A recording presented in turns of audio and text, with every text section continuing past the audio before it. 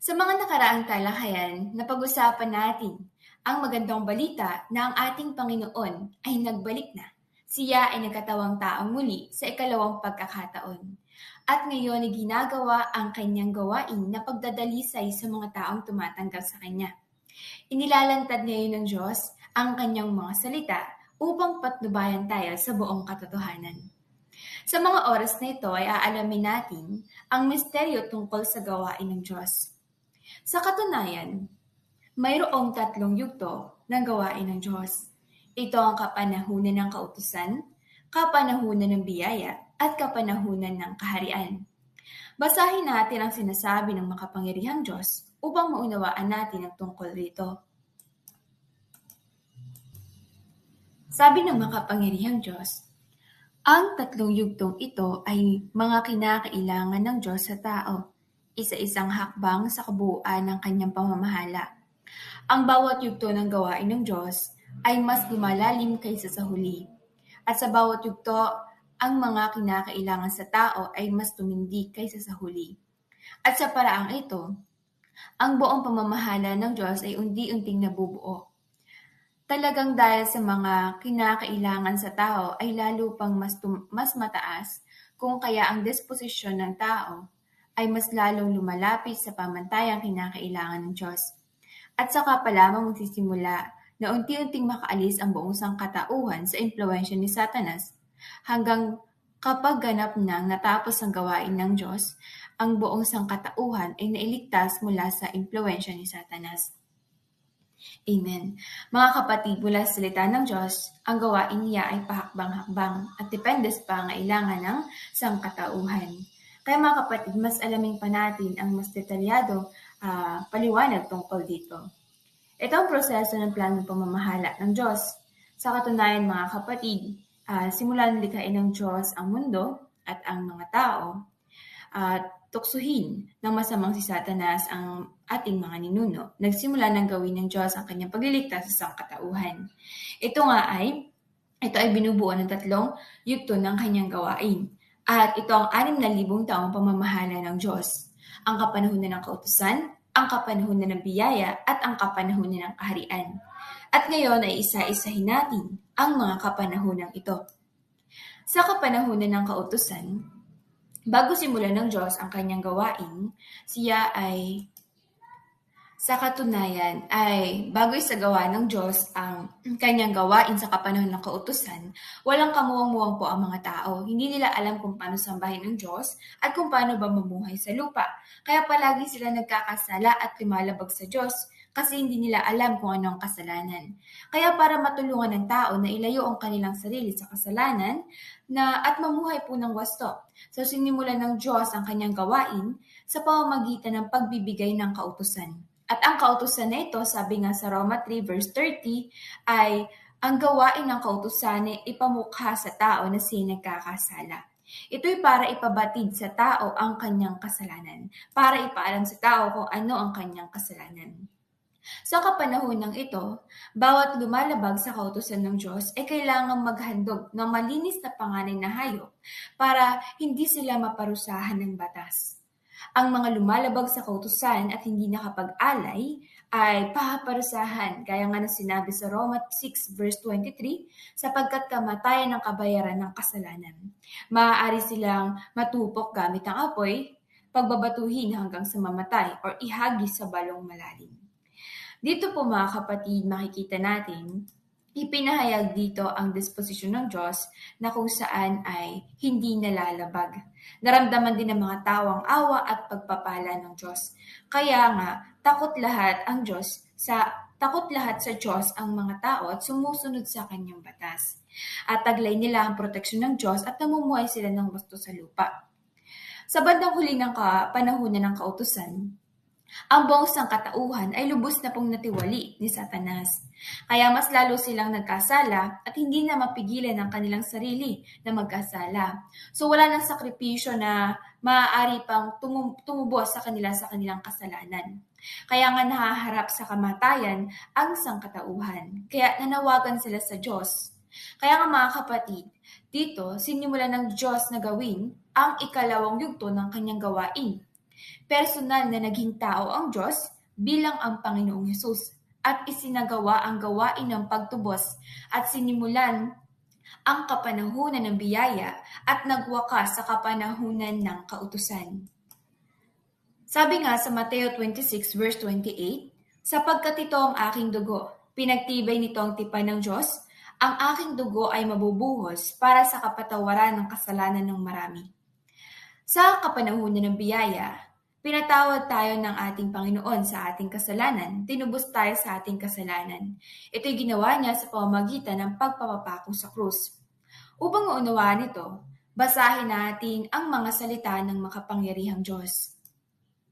Sabi ng makapangyarihang Diyos, ang gawaing ginawa ni Jesus sa kapanahunan ng biyaya ay hindi upang magpalabas ng mga batas, kundi upang tuparin ang mga ito.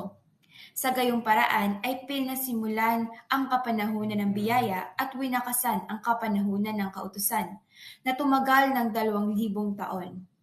Siya ang nanguna na pumarito upang simulan ang kapanahunan ng biyaya. Tatapwat ang pangunahing bahagi ng kanyang gawain ay nasa pagtubos. Kaya nga ang kanyang gawain ay may 2 ring bahagi. Pagsisimula ng isang bagong kapanahunan at pagkumpleto sa gawain ng pagtubos sa pamamagitan ng pagpapako niya sa krus at sinundan ng kanyang paglisan. At mula noon ay nagwakas ang kapanahunan ng kautusan at nagsimula ang kapanahunan ng biyaya. Amen. Mula rito mga kapatid, makikita natin na sa kapanahunan ng biyaya, ang ginawa ng Panginoong Hesus ang gawain ng pagtubos at nakamit natin ang kapatawaran dahil ang Panginoong Hesus ang naging handog sa ating kasalanan. Tinubos tayo mula sa kamay ni Satanas. Subalit mga kapatid, alam nating lahat, brothers and sisters, na tayo po mga kapatid ay natubos lang, ngunit hindi pa nabago. Alam nating lahat na patuloy pa rin tayo nagkakasala. Kaya nga mga kapatid, bawat araw pa ulit-ulit tayo nagtatapat ng kasalanan, hihingi ng tawad, ngunit uulitin rin natin ang ating mga nagagawang kasalanan. Kaya mayroon akong katanungan para sa inyo. Matapos tayong patawarin at tubusin ng Panginoong Hesus sa ating kasalanan, tumigil po ba tayo sa pagkakasala? Amen! Hindi po talaga mga kapatid dahil alam natin na patuloy pa rin tayong nagkakasala. Kaya mga kapatid, ano ba ang dahilan ng kasalanan po? Bakit ba tayo patuloy pa rin nagkakasala? So basahin ko sa inyo ang isang sipi ng mga salitang ito. Ang tao ay nailigtas lamang at napatawad sa kanyang mga kasalanan dahil sa kanyang pananampalataya. Ngunit ang makasalanang kalikasan ng tao ay hindi pa naalis at nanatili pa rin sa kanyang kalooban. Ang mga kasalanan ng tao ay napatawad sa pamamagitan ng Diyos na nagkatawang tao. Ngunit hindi ito nangangahulugan na ang tao ay wala ng kasalanan sa kalooban niya. Ang mga kasalanan ng tao ay maaaring napatawad sa pamamagitan ng handog para sa kasalanan.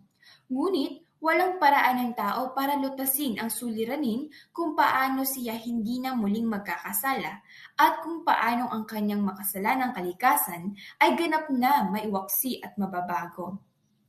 Ang mga kasalanan ng tao ay napatawad dahil sa gawain ng pagpapako sa krus ng Diyos. Ngunit ang tao ay patuloy na namuhay sa dati niyang tiwaling makasatanas na disposisyon. Dahil dito, ang tao ay dapat ganap na maligtas mula sa kanyang tiwaling makasatanas na disposisyon upang ang makasalanang kalikasan ng tao ay maaaring ganap na maiwaksi at hindi na kailanman muling mabuo at sa gayon ay tinutulutang mabago ang disposisyon ng tao. Amen po. So mga kapatid, maunawaan natin dito ang tungkol sa ating makasalanang kalikasan, na kung saan nga po ito ang pinakaugat ng ating kasalanan at ito ang nag-uudyok sa atin para gumawa tayo ng kasalanan. So parang kagaya ng isang puno. Hindi po tayo mga kapatid, hindi ang puno mamumunga kung wala ang ugat nito. So kaya nga po mula po rito mga kapatid, kapag nawala ang ugat ng isang puno, saka lamang ito mamamatay at tuluyan pong hindi mamumunga.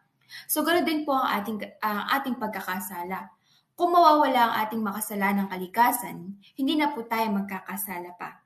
Ang halimbawa ng makasalanang kalikasan ay gaya ng tuso, pagsiselos, pagiging sakim, pagka-arogante, inggit, makasarili, laging tama yung sarili mo, yan, panlilinlang at marami pang iba.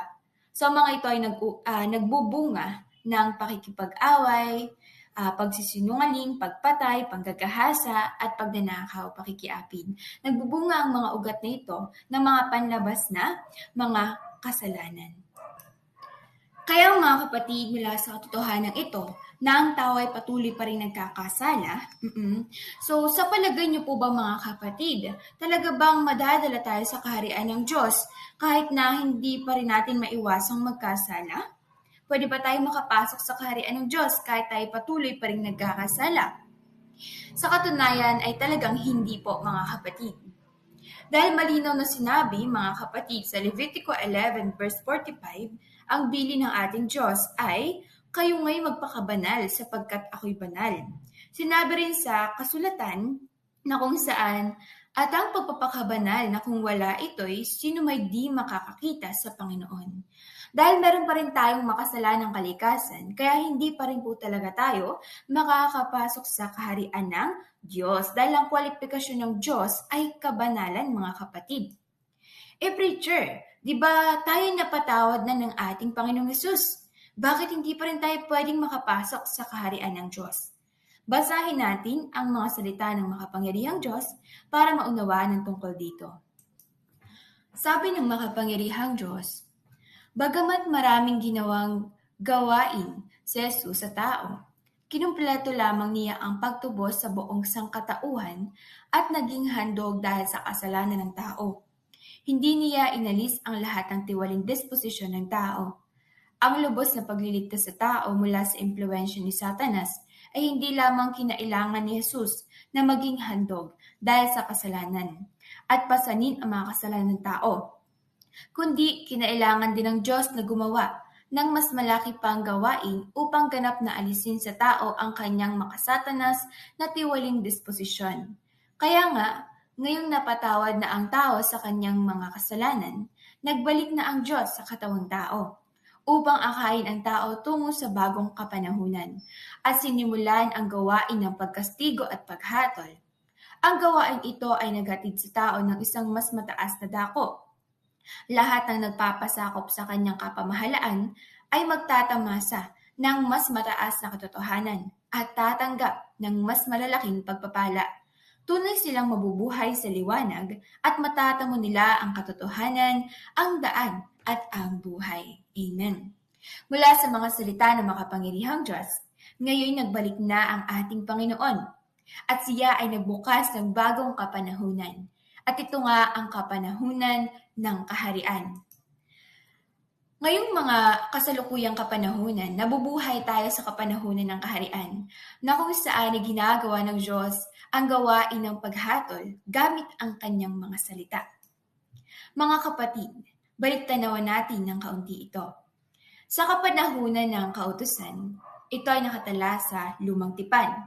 Ginawa ng Diyos ang pag-alam natin sa kasalanan. Nagbigay siya ng mga kautusan upang ipabatid sa atin ang kasalanan.